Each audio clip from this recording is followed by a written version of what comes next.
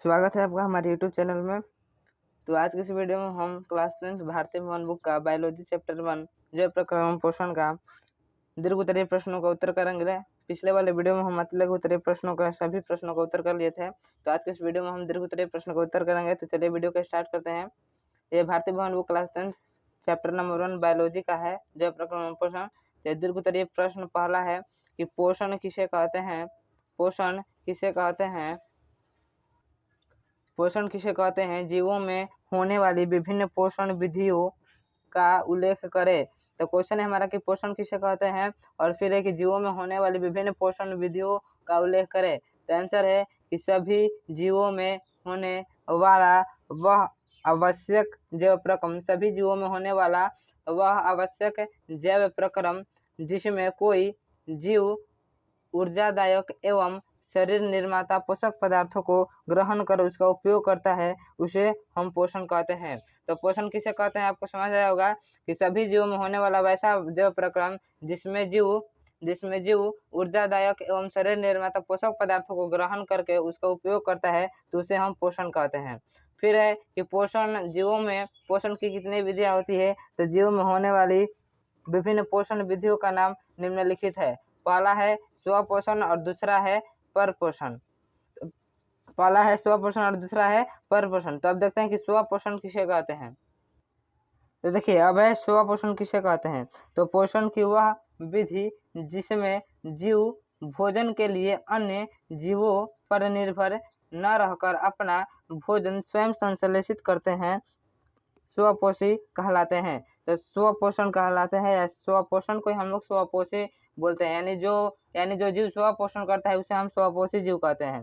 तो स्वपोषण आपको समझ में आया कि पोषण की वैसी विधि जिसमें जीव भोजन के लिए मतलब स्वयं संश्लेषित न करके किसी दूसरे अन्य जीवों पर निर्भर रहकर अपना भोजन स्वयं संश्लेषित करते हैं। यानी स्वपोषण में जीव अपना भोजन स्वयं संश्लेषित करते हैं, बल्कि अन्य जीवों पर निर्भर नहीं करते हैं, तो उसे ही हम स्वपोषी या स्वपोषण कहते हैं। और स्वपोषण वाले जीव को हम लोग स्वपोषी कहते हैं। जैसे में सभी हरे पेड़ पौधे, जो हरे पेड़ पौधे होते हैं वह अपने भोजन के लिए अन्य जीवों पर निर्भर नहीं रहते हैं, बल्कि वे प्रकाश संश्लेषण की क्रिया करके स्वयं अपना भोजन संश्लेषित करते हैं।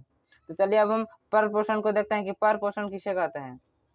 तो परपोषण किसे कहते हैं। तो आंसर है कि पोषण की वह विधि जिसमें जीव अपना भोजन स्वयं संश्लेषित न करके किसी न किसी रूप में अन्य स्रोतों से प्राप्त करते हैं, तो उसे परपोषण कहते हैं। यानी वैसे जीव जो अपना भोजन स्वयं संश्लेषित नहीं करते हैं, यानी स्वयं न बनाकर किसी न किसी रूप में अन्य स्रोतों से प्राप्त करते हैं, उसे हम परपोषण जीव कहते हैं। जैसे मनुष्य अपना भोजन स्वयं संश्लेषित नहीं करता है, बल्कि दूसरे अन्य स्रोतों से प्राप्त करके अपना भोजन का निर्माण करता है। फिर गाय भी अन्य स्रोतों पर निर्भर करती है। इसी प्रकार बकरी, इन सभी में परपोषण की विधियां पाई जाती है। तो मैं उम्मीद करता हूँ कि मेरा वीडियो अच्छा लग रहा होगा और आपको क्वेश्चन का आंसर भी याद हो रहा होगा। तो चलिए अब हम अगले क्वेश्चन की ओर बढ़ते हैं। तो देखिए अब अगला क्वेश्चन है 2 नंबर कि प्रकाश संश्लेषण प्रक्रिया को संक्षेप में समझाएं।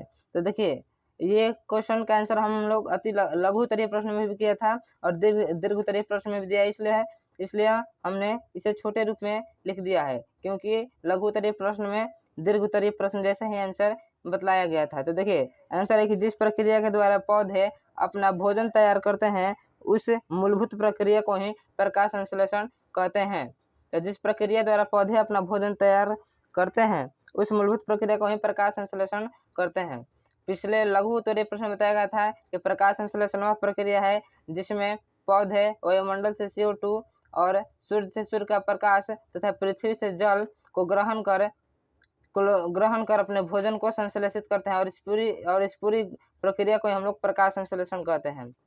इसलिए दीर्घ उत्तरीय प्रश्न में छोटा सा आंसर दिया गया है, क्योंकि लघु उत्तरीय प्रश्न में दीर्घ उत्तरीय प्रश्न जैसे ही उत्तर दिया गया था। तो चलिए अब हम अगला क्वेश्चन की ओर बढ़ते हैं। तो देखिए अगला नंबर क्वेश्चन है 3 नंबर कि एक प्रयोग द्वारा दर्शाइए कि प्रकाश संश्लेषण के लिए क्लोरोफिल आवश्यक है। हमें एक प्रयोग करना है जिसमें दर्शाना है कि प्रकाश संश्लेषण के लिए क्लोरोफिल आवश्यक होता है। तो आंसर है कि प्रकाश संश्लेषण के लिए क्लोरोफिल आवश्यक है। इसे सिद्ध करने के लिए एक प्रयोग निम्नलिखित है। तो देखिए वह प्रयोग क्या है। तो देखिए उस प्रयोग के लिए हमें सबसे पहले आवश्यक उपकरण को लाना होगा। तो आवश्यक उपकरण में क्या क्या है, तो है गमला में लगा हुआ क्रोटॉन का पौधा, क्रोटॉन का पौधा, आपको क्रोटॉन का ही पौधा लेना है, दूसरा पौधा नहीं। फिर लेना है एल्कोहल, और फिर जल, फिर ज्वालक, वाटर बाथ, पेट्री डिश एवं आयोडीन इत्यादि, इन सभी को आपको लेना है। और फिर आपको देखिए क्या करना है, पहले ये चित्र के माध्यम से दर्शाया गया है।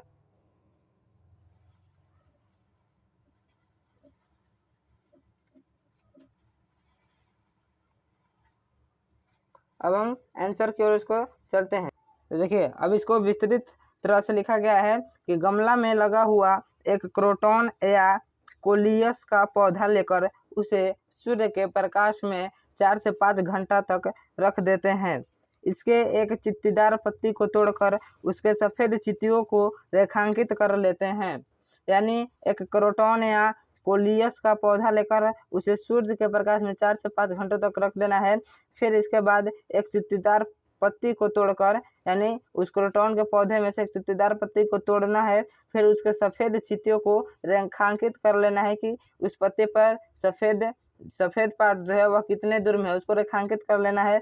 फिर अब इसे एक बीकर में पानी में डालकर, एक बीकर यानी बर्तन में पानी में डालकर पत्ती को उबालने के बाद फिर पत्ती को अल्कोहल में उबालते हैं। एक बार पत्ती को पानी में उबालना है, फिर एक बार पत्ती को अल्कोहल में उबालना है। इससे पत्ती का हरा भाग अल्कोहल में घुल जाता है, यानी पत्ती पर जो हरा भाग होता है वह अल्कोहल में घुल जाता है। जब पत्ती रंगहीन हो जाता है तो इसे निकाल कर धोकर एक पेट्री डिश यानी थाली, पेट्री डिश मतलब थाली होता है, थाली में रखने के बाद ड्रॉपर की सहायता से आयोडीन का जो घोल होता है वो आयोडीन का 2-3 बूंद उस पत्ती पर डालते हैं। और जब हम पत्ती पर डालते हैं, 2-3 बूंद हम लोग पत्ती पर डालते हैं तो इसके बाद देखते हैं कि हमें क्या प्राप्त होता है।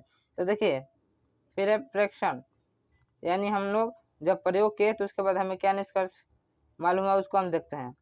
तो देखिए प्रेक्षण में हुआ कि प्रेक्षण करने के बाद हम पाते हैं कि पत्ती का सफ़ेद चित्ती वाला भाग नीला हुआ, जबकि हरा भाग की जगह नीला हो गया। यानी प्रेक्षण के बाद हम पाते हैं कि पत्ती का जो सफ़ेद भाग था जिसको हम रेखांकित किए थे, तो सफ़ेद चित्ती वाला भाग नीला नहीं हुआ, जबकि हरा भाग की जगह, जबकि जो पत्ती में हरा भाग था वहाँ नीला हो गया।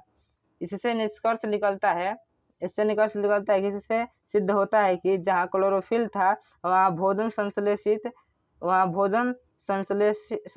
हुआ, और सफ़ेद चित्ती के पास क्लोरोफिल नहीं होने के कारण प्रकाश संश्लेषण नहीं हुआ। अतः प्रकाश संश्लेषण के लिए क्लोरोफिल आवश्यक है। तो देखिए हमको क्या करना है, इस प्रयोग को करने के लिए सबसे पहले हम लोग एक क्रोटॉन का पौधा लेंगे गमला में लगा हुआ, उसको हम सूर्य के प्रकाश में 4 से 5 घंटे तक छोड़ देंगे।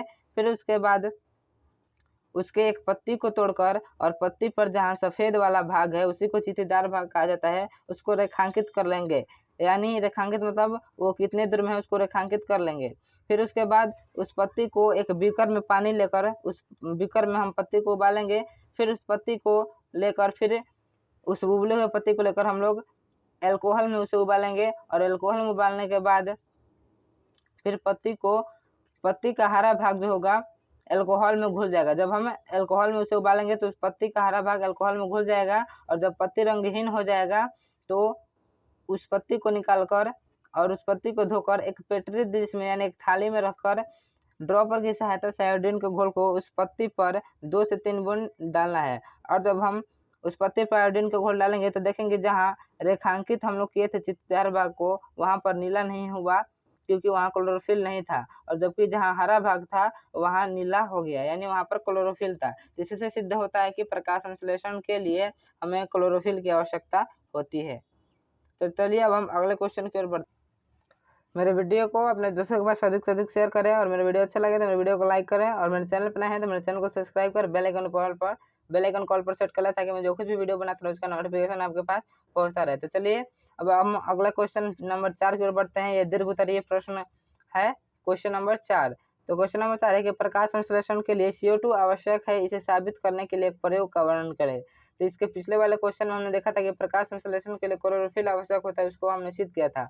अब इसमें हमें सिद्ध करना है कि क्या क्या प्रकाश संश्लेषण के CO2 का भी आवश्यक होता है। अगर होता है तो उसको एक प्रयोग द्वारा वर्णन करना है यानी सिद्ध करना है। तो देखिए हम लोग क्या करेंगे, तो आंसर है कि प्रकाश संश्लेषण के लिए CO2 आवश्यक है। इसे साबित करने के लिए एक प्रयोग निम्नलिखित है। तो सबसे पहले हमें आवश्यक उपकरण को लेना होगा। जैसे पिछले वाले क्वेश्चन में हमने लिया था क्लोरोफिल को सिद्ध करने के लिए। तो देखिए इसमें उपकरण क्या क्या हमें लेना है, एक लंबी पत्ती वाले पौधों को लेना है, वैसा पौधा जिसकी पत्तियां लंबी होती है और फिर जो गमले में लगा हो, यानी वैसा पौधा जो गमले में लगा हो और उसकी पत्तियां लंबी हो। फिर हमें एक चौड़े मुंह की बोतल, एक बोतल लेना है जिसका मुंह चौड़ा हो, और फिर KOH लेना है, पोटेशियम है, अब KOH लेना है, फिर कॉर्क एल्कोहल लेना है, कॉर्क लेना है, फिर एल्कोहल, फिर आयोडीन इत्यादि। अब देखिए प्रयोग किस प्रकार किया गया है, हम फोटो के जरिए आपको दिखाते हैं।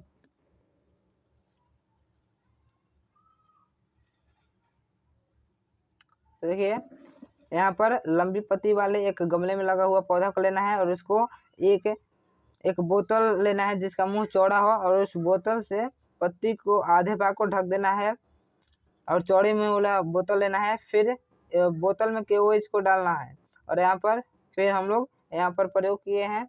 तो देखिए ये कैसे साबित हुआ है, इसका हम आंसर देखते हैं।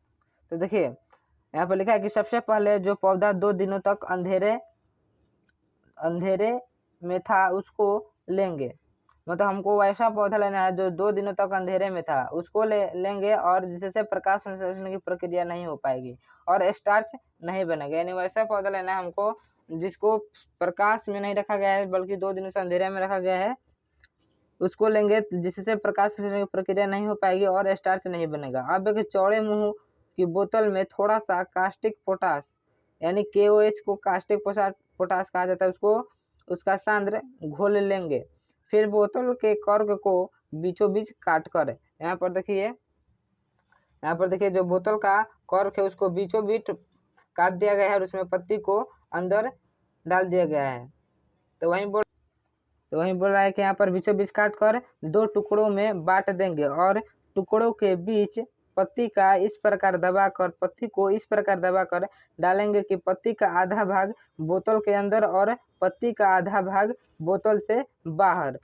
पत्ती का आधा भाग हमें यहाँ पर देखिए पत्ती का आधा भाग बोतल के अंदर रखना है और आधा भाग बोतल के बाहर रखना है।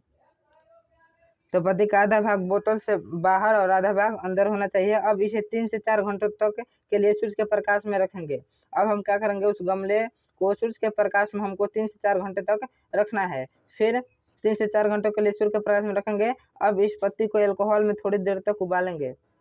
जब पत्ती रंगहीन हो जाए तो इसे पानी में धोकर आयोडीन के घोल में डुबा देंगे। फिर इसके बाद हम लोग परीक्षण करेंगे।